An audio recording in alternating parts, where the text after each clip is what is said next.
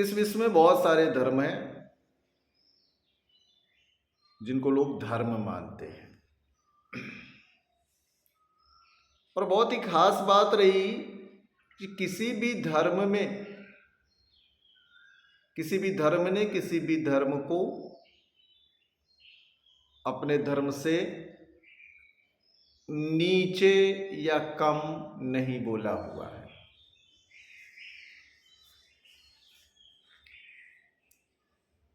इसलिए धर्मों में कभी कोई रेस नहीं है, इसलिए धर्मों में कभी दौड़ नहीं है, धर्मों में आपस में कभी कोई प्रतिस्पर्धा नहीं है। और अगर धर्म में आपस में कोई प्रतिस्पर्धा, आपस में कोई रेस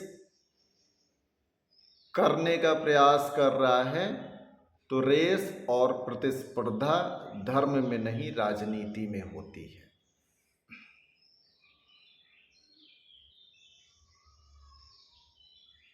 अगर आप मानते हैं अपने आप को किसी विशेष धर्म का और उसकी नीतियों को आप मानते हैं और उस नीति के आधार पर आप अपने आप को श्रेष्ठ बनाना चाहते हैं तो ये सही रास्ता है। लेकिन उस नीतियों के आधार पर दूसरे धर्म को नीचे दिखा करके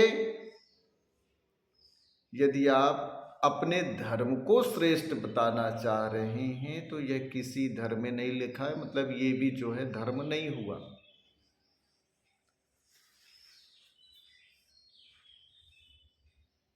और अगर वेशभूषा, भाषा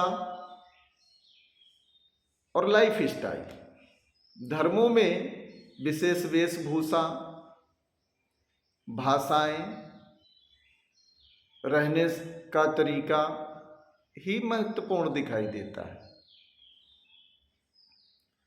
मुस्लिम धर्म देख लीजिए, उनका पहनावा अलग है।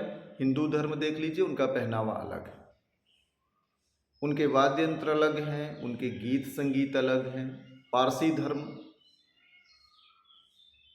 सिख धर्म, ईसाई धर्म, जो अलग अलग धर्म बन गए तो उनके पहनावे, उनकी बोली, उनकी भाषा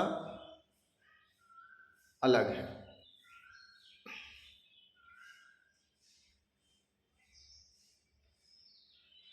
अब इसका मतलब ये नहीं है कि कोई किसी धर्म की विशेष बोली भाषा को वहां न रहने के कारण नहीं सीख पाया तो वो उस धर्म का व्यक्ति नहीं है। लेकिन अगर लोग इसका मतलब ये समझ रहे हैं तो ये समझ लीजिए कि आपका स्वधर्म, 100 में से 90 लोगों को मैं कह रहा हूं कि आपका स्वधर्म, जिस धर्म को आप अपना धर्म समझ रहे हैं वो आपका धर्म है ही नहीं है। क्योंकि बोली, पहनावा, भाषा, आपकी संस्कृति, आपके रहन सहन में वो धर्म दिखाई ही नहीं दे रहा है।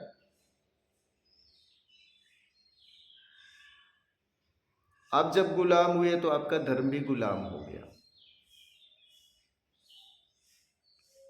आपका सोना, उठना, जागना, खाना,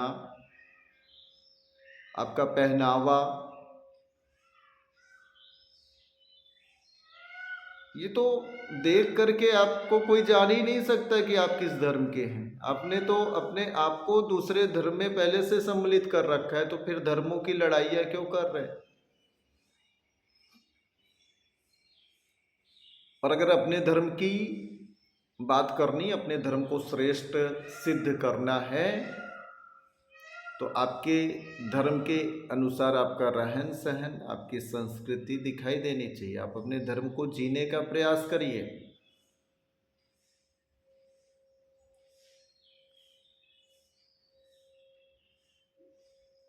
मैं स्वयं को मानता हूं कि मैं ना इस धर्म की संस्कृति ना उस धर्म की संस्कृति, मैं सिर्फ धर्म देख रहा हूं। और जो धर्म होता है वो सब जगह जाकर के सेट हो जाता है। लेकिन विशेष धर्म की संस्कृति अगर आप देखेंगे तो उस विशेष धर्म की संस्कृति को आपको अपनाना पड़ेगा, उस पर चलना पड़ेगा, नहीं तो आप उस विशेष धर्म या संस्कृति में नहीं है। वास्तव में आप अपने स्वधर्म में नहीं हैं तो आप किस धर्म में हैं?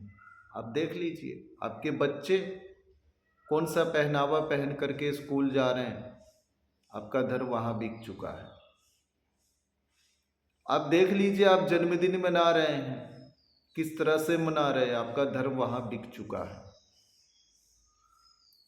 और अगर इस आधार पर आप धर्मों को श्रेष्ठता की बात करेंगे तो सिर्फ एक ही धर्म सर्वश्रेष्ठ है, वो है ईसाई धर्म। क्योंकि उसी का पहनावा, उसी की संस्कृति, उसी का रहन सहन, उसी का खान पान, उसी का बर्थडे, उसी का स्कूल आप देख रहे हैं, उसी का पालन कर रहे हैं, उसी का जी रहे हैं, उसी से आगे बढ़ रहे हैं, उसी की टेक्नोलॉजी अपना रहे हैं, सब कुछ उसी का हो रहा है। तो आपका धर्म सर्वश्रेष्ठ कैसे हो गया? और अगर आपका धर्म उससे भी सर्वश्रेष्ठ है तो आपको अपने रहन सहन से, अपने पहनावे से, अपनी वाणी से, अपनी सभ्यता से, अपने आचरण से, अपनी आने वाली पीढ़ी को देने वाले ज्ञान से ही उसको सिद्ध करना पड़ेगा। इन किताबों के माध्यम से, पुस्तकों के माध्यम से, शास्त्रों के माध्यम से जो आप लड़ाइयाँ कर रहे हैं, ये धर्मों में लड़ाइयाँ नहीं होती। धर्मों में आचरण का पालन होता है, धर्मों में कुछ परंपराएं होती हैं, धर्मों में कभी एक दूसरे के प्रति लड़ाई नहीं देखी गई है। और अगर लड़ाई है तो ये धर्म नहीं है, राजनीति है। और राजनीति है तो हमको धर्म का पालन करना है, हमको राजनीति का पालन करना है, इस बात को आप देख लीजिए। क्योंकि अगर जहाँ पर राजनीति आ गई वहाँ धर्म नहीं आया, जहाँ धर्म है वहाँ पर राजनीति नहीं। जितने लोग धर्म के नाम पर राजनीतिक षड्यंत्रों का शिकार होते हैं, राजनीतिक बातों का शिकार होते हैं, उनका सिर्फ उपयोग किया जा रहा है। राजनेता वास्तव में धार्मिक है ही नहीं है, वो तो सिर्फ आपका उपयोग करके रोटियां सेकने की कोशिश कर रहा है। स्वधर्म को समझिए, स्वधर्म का पालन करिए। और अगर आप धर्म के नाम पर श्रेष्ठता के आधार पर सिद्ध करने की कोशिश कर रहे हैं और दूसरे धर्म को आप नीचा दिखाने की कोशिश कर रहे हैं तो आप अपने धर्म से ही विरुद्ध बात कर रहे हैं। आप अपने शास्त्र को उठा के देख लीजिए,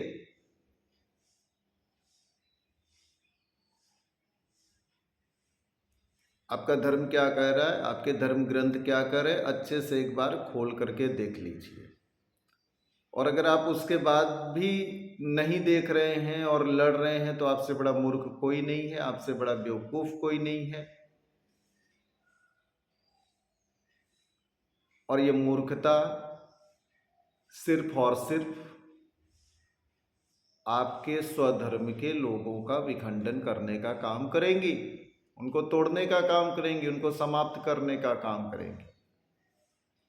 इससे जिस धर्म को आप नीचा दिखाना चाह रहे हैं वो विखंडित होने वाला नहीं है। और वो अगर विखंडित होगा तो वो अपने किए के कारण होगा, अपने लोगों के कारण होगा। चाहे जो धर्म, में किसी एक धर्म की बात नहीं कर रहा हूँ, मैं सभी धर्मों की बात कर रहा हूँ। और किसी भी धर्म में आपस में लड़ाई, आपस में बैर, धर्म के नाम पर, शास्त्र के नाम पर, शास्त्र में लिखी हुई लाइन के आधार पर कभी भी जो है वह मनस्तता नहीं हुई है। सब जो है समय, परिस्थिति, देश काल के कारण सभी धर्म ग्रंथ बने हुए हैं। और समय, परिस्थिति, देश काल के कारण उनकी परिभाषाएं या उनके शब्द बदल भी सकते हैं। धर्म तो हमेशा एक ही है और उस एक धर्म को समझना ही जो ज्ञानी, सबसे ज्ञानी प्रजाति है वो मानव की है। इसीलिए उसी एक धर्म को, उसी आदर्श धर्म को समझना मानव मात्र का उद्देश्य है।